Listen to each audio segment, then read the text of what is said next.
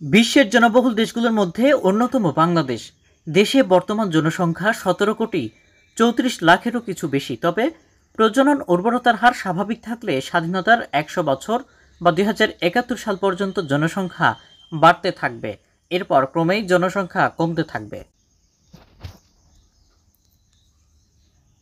বৃহস্পতিবার জাতিসংঘের অর্থনৈতিক ও সামাজিক বিভাগের জনসংখ্যা বিভাগ এই তথ্য প্রকাশিত এক প্রতিবেদন থেকে জানা গেছে। প্রতিবেদন অনুসারে বাংলাদেশিদের প্রজনন উর্বরতার হার স্বাভাবিক থাকলে ২০৭১ সালে দেশের জনসংখ্যা হতে পারে ২২,৬১,২৯,৮৮৯ জন। এই সময় দেশের জনসংখ্যা ঘনত্ব থাকতে পারে প্রতি বর্গ কিলোমিটারে ১,৭৩৭ জনেরও বেশি। প্রজনন উর্বরতার হার উচ্চ হলে এই সংখ্যা বেড়ে দাঁড়াতে পারে ২৭,২৬,৪১,০০০-এ।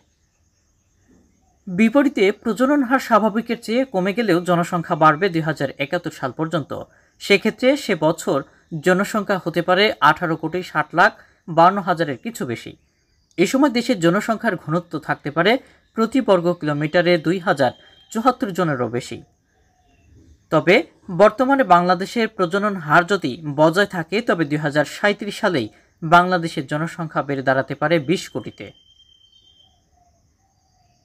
একই হারে ২০৭১ সাল নাগাদ অর্থাৎ স্বাধীনতার ১০০ বছর পর বাংলাদেশের জনসংখ্যা হতে পারে ২৫,৩৬,৮৪,০০০-এর বেশি এবং এই শতকের শেষ নাগাদ বাংলাদেশের জনসংখ্যা গিয়ে দাঁড়াতে পারে ২৭,৪২,০০,০০০-এ।